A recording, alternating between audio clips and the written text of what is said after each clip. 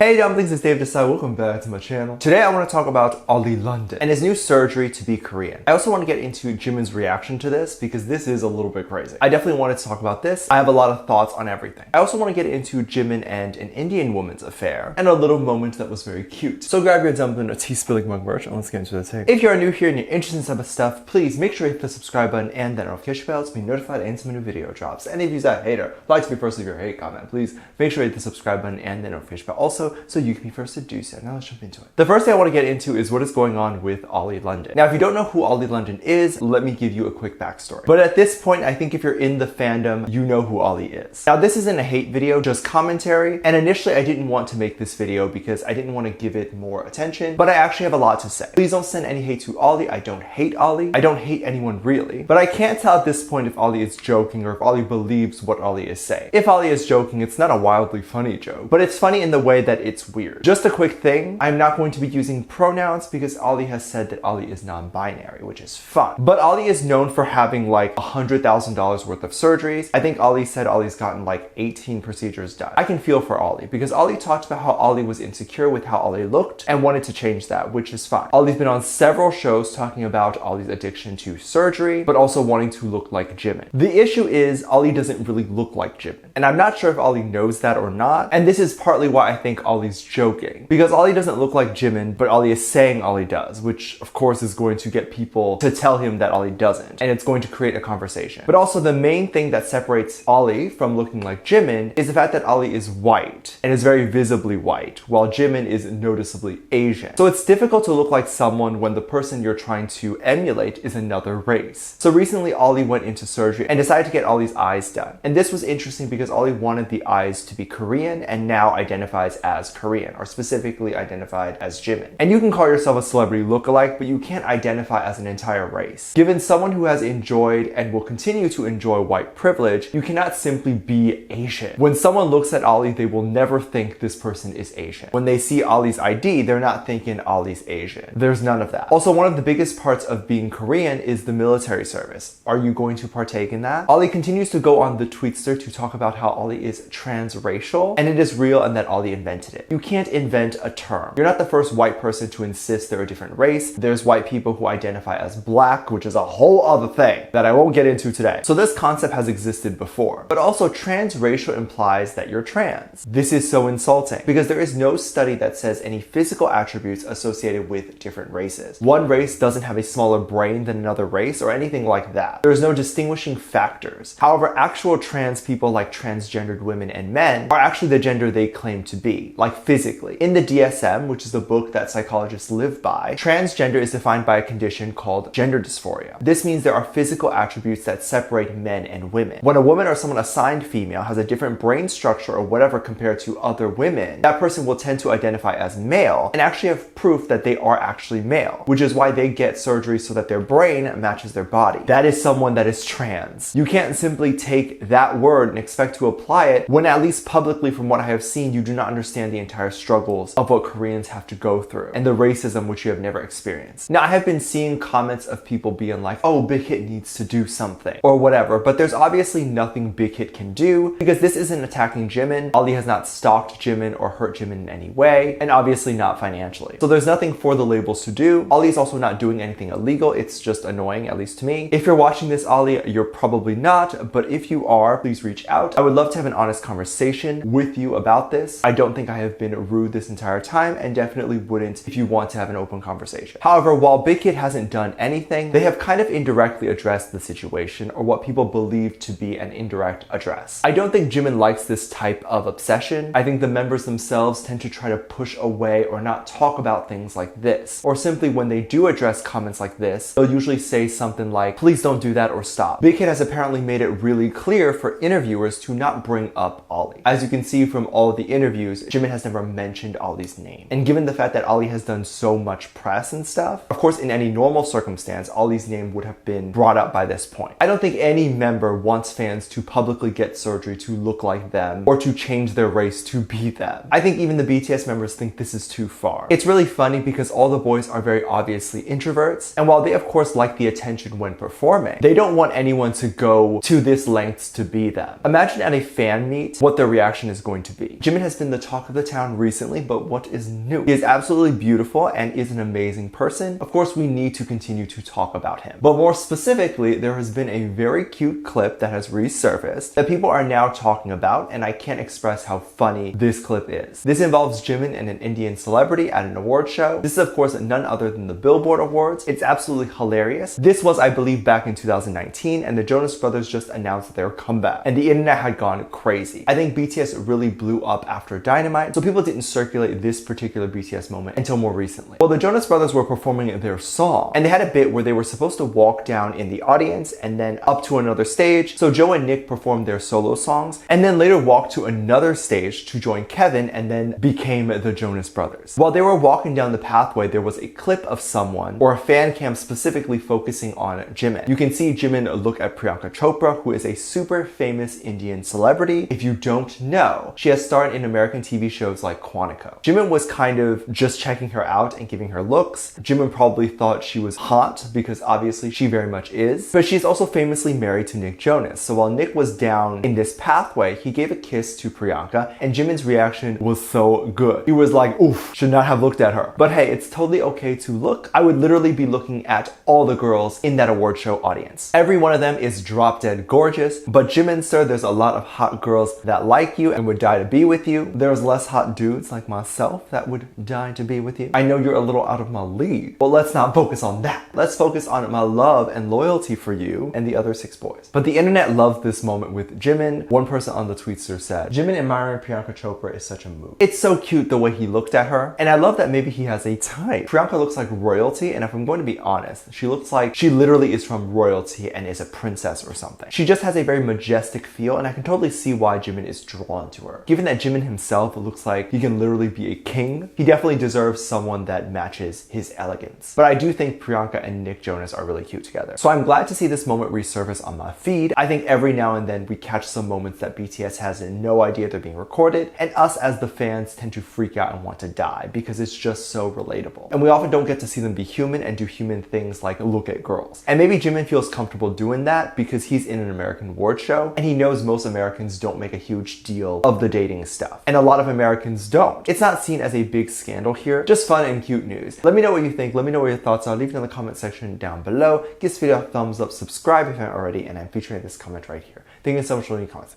And as always, I do have a Patreon if you want to go over there and check that out. I have a lot of videos over there that I can't really post on here. This is due to copyright or getting taken down, so I do keep it over there on my Patreon. You can get videos over there like music video reactions, performance reactions, ship reactions. You can also recommend things you would like to see over there. We have a great time interacting with each other, as well as I do send out cards, photo cards, and currently there is a 10% thing going on over there. So if you'd like to check out any of that stuff, link is in the top description down below. There's also a video over there that kind of goes over how you can support this channel even more if you'd like to do that. It's on the front page and it's free to watch. With that said, there's 2 videos that will appear up on screen at the end of this video, so click on one of those and I'll see you over there. Bye.